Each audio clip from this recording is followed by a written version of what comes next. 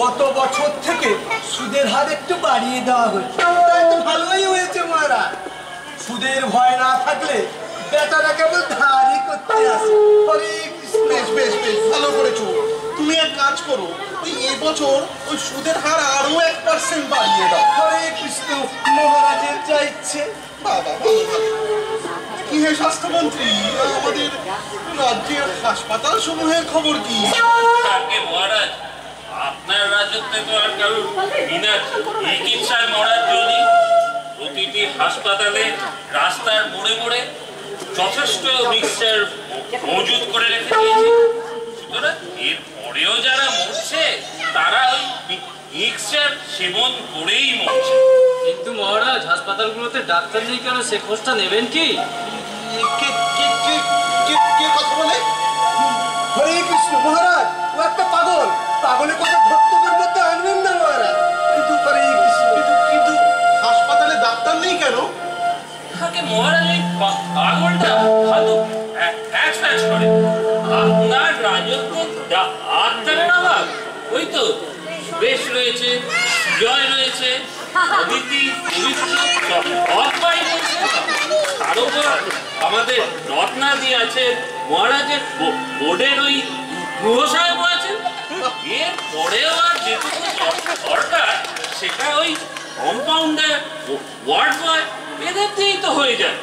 আর আপনি যদি বলেন তো এই এদেরও বদলে ওই 2 ডজন কম্পাউন্ডার আর ধরুন ওই 4 ডজন ওয়ার্ড বয় অর্ডার করে দিন। তাতে আপনার রাজকোষেরও সাশ্রয় হয়, আর এসব বেকার সমস্যা সমাধান করে আপনার জনপ্রিয়তা বেড়ে যায়। বাবা, এটা বেশ ভালোই বলেছো। মানে ওই ডাক্তার বাদ দিয়ে তুমি আরো কয়েকটা কম্পাউন্ডার নিয়ে এসো বড়।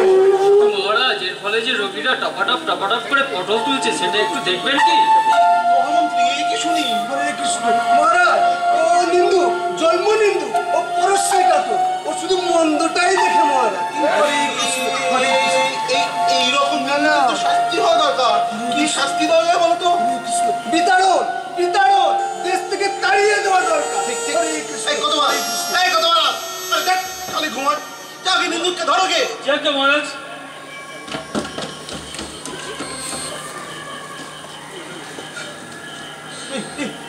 কি হলো? কি হলো? কোথায় পালিয়ে গেল মহারাজ। মহারাজ আহাম্মক একটা, মানে খেয়ে খেয়ে তো গায়ে গতরে মাংস লাগিয়েছে খালি।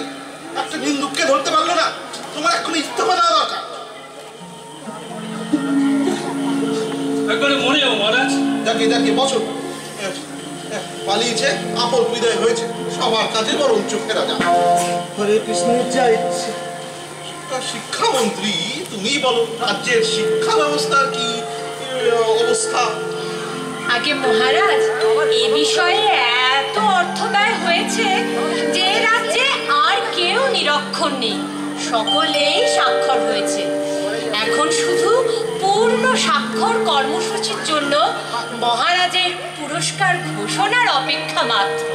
বাহ বাহ বাহ, বেশ বেশ বেশ বেশ। মানে এই তুমি এক্ষুনি কাজে লেগে পড়ো, মানে মহা সমারোহ করে এক অনুষ্ঠানের আয়োজন করে ফেলো।